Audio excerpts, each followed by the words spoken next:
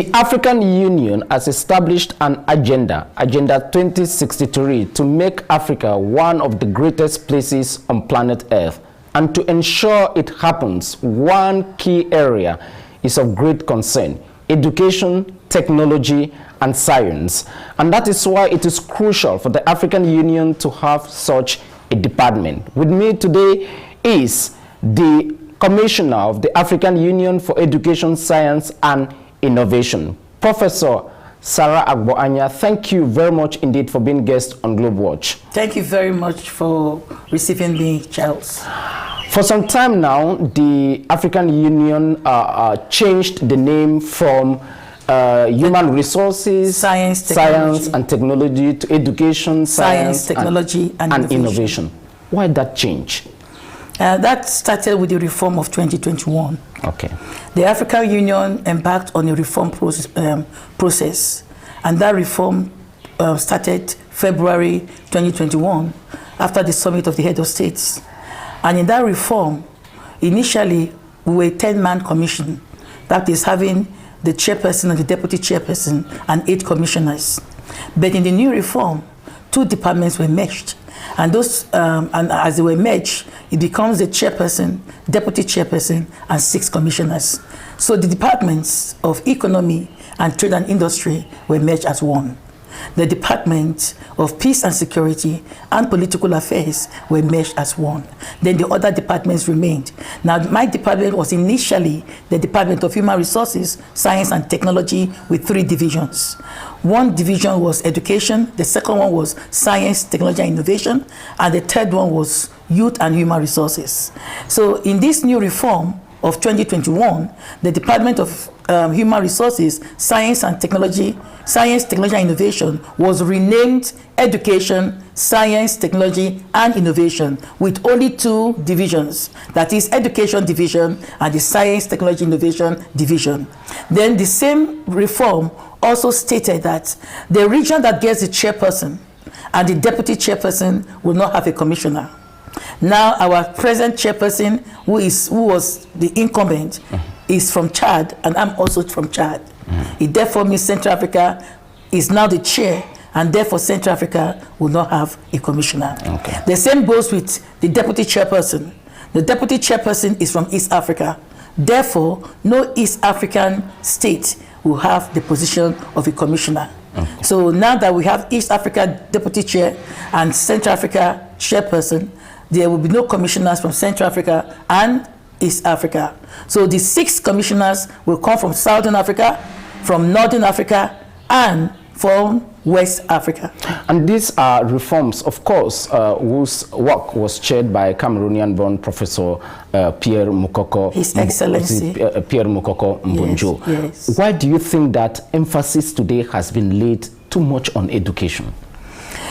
The vision of Agenda 2063, the blueprint of the Africa we want, speaks of an integrated, prosperous, and peaceful Africa, driven by its own competent and skilled citizens, able to play in the global arena. When we speak skills and we speak competencies, it is already in the area of education.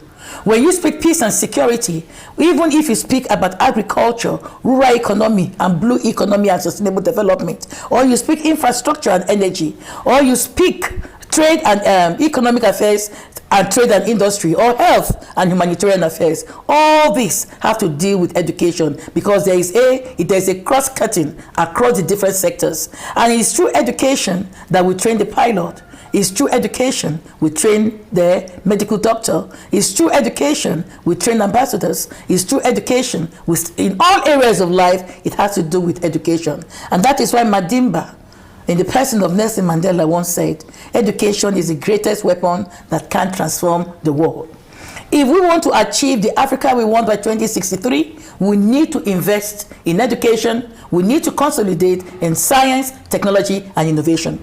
Even if we talk about science, technology, and innovation, we cannot achieve STI or R&D, that is research and development, and now in the new parlance that we speak, R&T, that is research and technology, without education. Because all these have to do with education in various areas. The Department of Human Resources, Science and Technology was renamed the Department of Education, Science, Technology and Innovation. It is for us to consolidate the place of education, science, technology, innovation in achieving the Africa we want by 2063 and also in achieving sustainable development. And in doing this, we have different strategies that have been put in place. We'll come to the strategies in a moment. Let me just hang on a statistic, especially at the level of technology and digital technology in particular. When you read data available from the African Union, from the European Union, and other independent bodies, they will tell you that, for example, in 2019, roughly 650 million people in Africa already connected to the mobile telephone, the digital one. Is that a source of joy for somebody like you who works in that area, for the people to be connected, for example? Connectivity and bridging the gap in connectivity has also to do with investing in green energy. Okay. Because without green energy or constant light, you cannot speak about connectivity. But again, the digital transformation falls under the Department of Infrastructure and Energy. Okay. That is under the Commissioner for Infrastructure and Energy. But the question of that digital transformation, because in 2020, the African Union Head of States adopted the African Digital Transformation Strategy. The purpose of that African Digital Transformation Strategy is to underline the importance of digitalization in the future of work as well as enhancing education. You know, with COVID came in and we had to rewrite our history. We have to rewrite our history in the way we think, in the way we see, in the way we speak, and even in the way we do education. Now we have to go through remote learning. But tell me, how do you do remote learning without digitalization? How can you do remote learning without digital connectivity? Bridging that gap of digital connectivity as well as investing in green energy. A moment ago, you said that the African Union has set up strategies, programs to enable the educational strategies to work perfectly. Can you elaborate on those elements? Okay, you know, I spoke about Agenda 2063. Sure. Agenda 2063 is a 50-year program divided into 5 phases of 10 years each. And in each of those 10 years, there are policies and strategies put in place for the various departments to be able to achieve that vision and that work towards 2063. The first one under the Department of Education, Science, Technology and Innovation is the Continental Education Strategy for Africa 2016-2025. This was adopted by the African Union Heads of State because it is a ministerial decision that moved to the Executive Council and then moved to the Assembly for endorsement. Now, under this Continental Education Strategy for Africa, we have 14 thematics, and each of these thematics speaks on how we can enhance the quality of education. Under these thematics, I can mention a few. We have Early Childhood Education Development Cluster. This cluster speaks that the foundation of a child from the 1st to 8th years old is very, very important. You cannot start teaching kids that you must love science when they're already in secondary school. The foundation must be from early childhood education. Sure. Then the second one, we have the teacher training development. The teachers themselves, who are the ones teaching our kids, should be given the right kind of education, and they should be given the right kind of reward. The teacher's reward should not be in heaven. The teacher's reward should be here. Because the teachers will train the treasurer, the custom officer, the pilot, the engineer, the medical doctors, etc. But those kids, those ones, they graduate and they have more money than the teachers. Why? So the teacher profession is a noble profession. And if it's a noble profession, we should enhance teaching by making sure that the people who go into the teaching corps are given the best remuneration. One of the criticisms of the educational system in Africa since independence is that much focus has been on general education, history, geography, economics, and that the sciences were left out. In this new framework to 2025, is there much attention paid to technical education? Definitely. One of the other cluster under the Continental Education Strategy for Africa is STEM. The second one, that is the science, technology, engineering, mathematics. Okay. Another one is the ICT. Okay. Another one is lifelong learning. Okay. So even if you have done history, English, philosophy, archaeology, the lifelong learning aspect will insist that you go back to recalibrate, reskill, and rebrand yourself. It is very, very important. So with this on our shoulders, we are now telling them that we need to speak to the future of work. Okay. To speak to the future of work is to speak to the skills and competencies. We say there are no jobs, but that is not true. There are jobs, but the human capital resource to work on those specific jobs we do not have. Because jobs now have moved to digitalization, to engineering, to manufacturing, designing, etc. So we need to train our kids now in the right way to get the job for the future. The Pan-African University Institute is a flagship project of the African Union Head of States. What did they do? They decided to look where we have lapses, and they said that, okay, for the graduates from Africa, because the Pan-African University begins at the level of master's to PhD, and they are fully sponsored by the African heads of states. The member states sponsor these students. Okay. Where if you before it used to be $1,020 per month for 3 years for PhD students, and it used to be $750 per month for 2 years for master's students.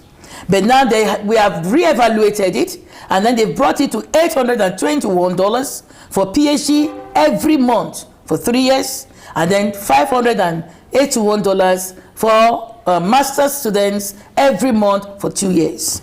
So we have 5 Pan-African University Institutes located in the 5 regions of Africa. We have the Pan-African University for water and energy, including climate change, which is hosted by the University of Clemson in Algeria to represent North Africa. We have the Pan-African University for Science, Technology and Innovation, hosted by the Jomo Kenyatta University of Technology, Nairobi, Kenya, to represent East Africa. We have the Pan-African University for Governance, Humanities and Social Sciences, hosted by the University of Yaoundé 2, SOA, representing Central Africa. We have the Pan-African University for Life and Earth Sciences, including Health and Agriculture, hosted by the University of Ibadan to represent West Africa. And then we now have the Pan-African University for Space Sciences, hosted by University of South Africa to represent Southern Africa. But that is yet to go operational. Okay. Yes. You mentioned a moment ago about job creation for the African youth. Roughly 12 million young people enter into the job market in Africa every year. The African Union itself says that about 70,000 skilled professionals leave the continent yearly. I'm talking about brain drain. How is the African Union and the Science, Technology, Innovation Department in particular working to reduce this brain drain, which is depriving Africa of its talents for the development to attain Agenda 2063 that you are talking about? Thank you very much, Charles. I think I should mention that when I speak about the African Union represents the 55 member states of Africa. 1.3 billion people. Yes, 1.3 billion people, and 70% of that 1.3 billion people are below the age of 35. Sure. So therefore, we have a demographic asset, which we also call our demographic dividend, that is the youthful bulge of Africa. Now, how do we capacitate this youth? That this brain drain that you've spoken about, or even the deaths that we find in the Mediterranean Sea, for those who are trying to cross over, looking for greener pastures, migration, yes. Or those who even die in the Sahara Desert, trying to go to different places to enhance their own lives. The truth is that if the African Union, made up of the 55 member states that constitute the African Union, the member states themselves need to take responsibility. Because implementation takes place at the level of the member states. We, as the African Union Commission, we do not implement. We play advocacy, just what I'm doing now. We create, we play advocacy. At the same time, we try to connect the African Union member states to partners and stakeholders in the different fold that can help us domesticate Agenda 2063. Okay. Because Agenda 2063 has 7 aspirations, 20 goals that parallel the 17 SDG goals of Agenda 2030. And the truth again is that Agenda 2063 came before Agenda 2030, even though we have a 50-year reform plan. When the Minister of Education for the various countries come and they hear of the Continental Education Strategy for Africa, and we expect them to go back home and implement those strategies within contextualizing it to the needs of their own countries. Now, this implementation also has to do with the national budget. And the national budget does not come to the African Union Commission, it comes from them. But what we do is that sometimes within the department, we organize different meetings with bodies like UNICEF, with bodies like UNESCO, with bodies like the European Union Commission, where we have the same interests, and then we come in for collaboration and partnership, where we expect member states to learn best practices, either from the member states or from the countries in the European Union, etc. So this implementation can only be seen and felt within the member states themselves. It therefore means the political will must have a vision for sustainable development. Once the political will has a vision for sustainable development and to enhance the place of education, it moves. Before I joined the African Union, my boss, His Excellency, Professor Jacques Famidongo, has been speaking about the professionalization of higher education. Then I was an inspector of academic affairs. The importance of that professionalization of higher education was because we realized that there was need for us to re-evaluate the education we are giving to our young Cameroonians.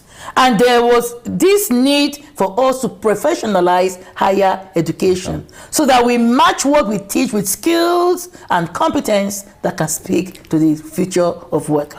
Before we talk to you about the mandate in which you have had for the past few years, permit me ask a question that many of our viewers will probably like to have an answer from a university done like you, heading the Department of Education Technology at the African Union. When you sit somewhere, either in Addis, Mogadishu, or in Durban, South Africa, and you hear of news stories, you watch TV, you read newspapers, you check on your Facebook profile, that there are portions in Africa where children are deprived going to school, be it Boko Haram tendencies, be it separatist attacks. We already know the problems facing a girl child going to school. How do you feel?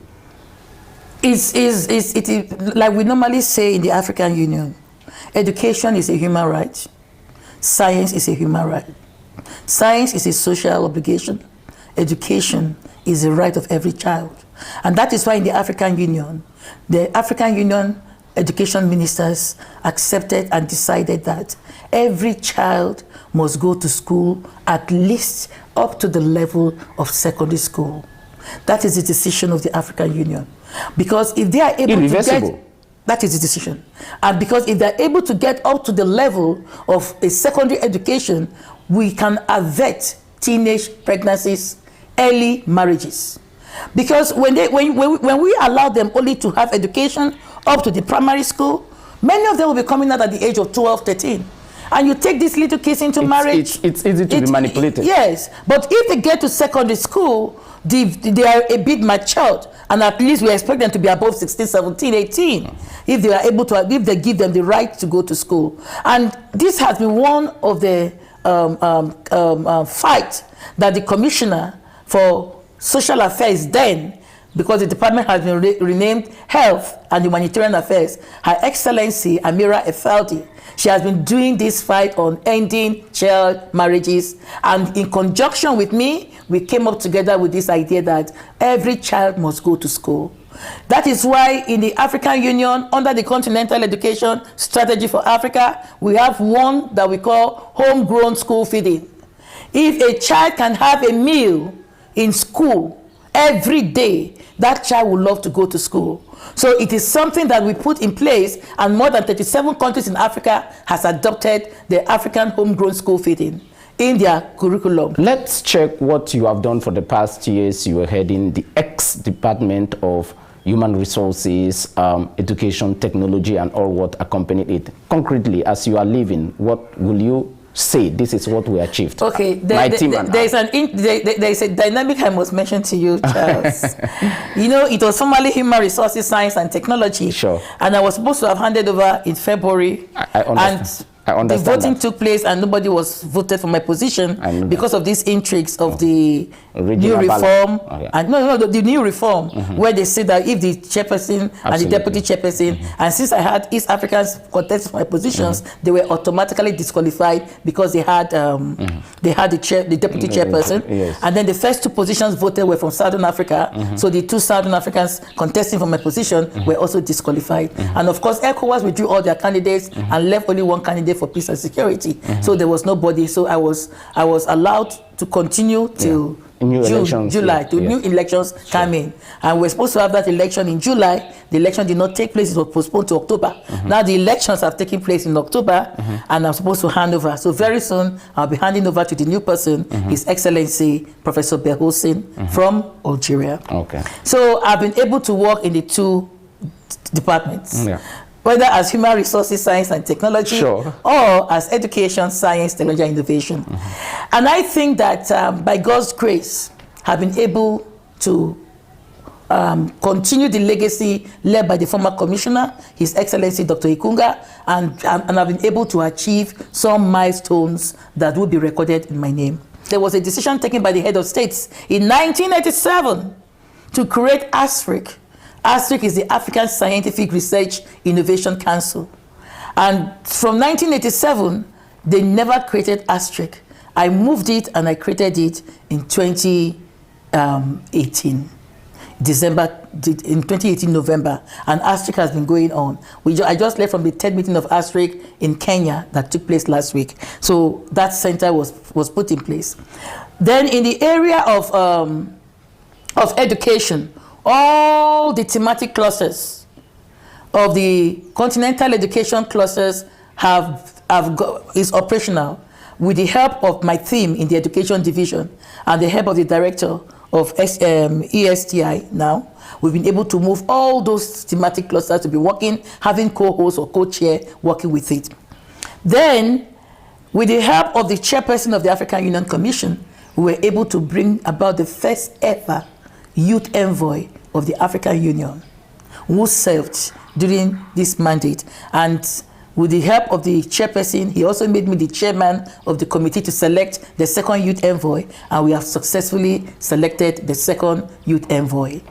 In the areas of education and in the Pan-African University, have been pushing for a review of curricula. Because like you rightly said, the courses they do they give the students jobs, or they have to be looking for jobs? If you do the right kind of courses, I will tell you that before you leave the university, there will be companies and industries looking for you because of the expertise you are bringing in. It is therefore the reason why we insisted that education, policymakers have to work with the academia plus the industry or the private sector that will take over those kids to work with them. It is very important. Then the African Union Youth Volunteer Corps is like the UNV, the United Nations Volunteers. Yeah, so we have the African Union Youth Volunteer Corps. Before I came in, they used to have just 100. Imagine how many youth we have in Africa. Have been able to shift from 100 to 200 with the help of the head of division, Ms. Prudence Ngwenya. So that is for the AUYVC. And then when we move on continuously, I've introduced the Women in Science webinar, have introduced the African Traditional Medicine webinar, have reduced education webinars, particularly because during the COVID in 2020, since there was no longer physical meetings, we need to make sure that people were working. So we created these various webinars in science to talk about the things that we can do in science to help elevate what is happening with COVID and other pandemics. And then we brought in women in science because women have to be promoted. Women scientists have to be promoted and developed because one of the key functions of the Department of Education, Science, Technology, Innovation is to promote education, science, technology, innovation within the continent. How do we do this? There must be a synergy. Have been able to work so well with the African Academy of Sciences as well as the African Association, the Association of African Universities countries for them to buy into the Agenda 2063 on education, science, technology, and innovation. So we find them domesticating these various things for us. Then, within the department, I came up with a book project, Continental Education Strategy for Africa, Transforming Lives and Transforming Education. It's 669 pages, and it's being published now. And I think the German government is publishing the online copy for us, while AUDA NEPAD, that is the African Union Development Agency, is publishing the hard copy. Okay. And with that perspective on education and precisely literary work which Africans need to read to understand how their continent should metamorphose, Professor Sarah Agbo-Anya, AU Commissioner for Education, very soon handing power. Thank you very much indeed for accepting to be guest on our program, and it took me almost 5 years to get you here. Thank you very much, Charles. I'm happy I made it before I stopped being the commissioner. At least I'm speaking as a commissioner. Absolutely. But next time I'll be speaking as the former commissioner of Education, Science, Technology, and Innovation. Thank you very much. Thank you very much, and kudos for the job you're doing. Thank you very much. I appreciate it. Thank you. You're welcome.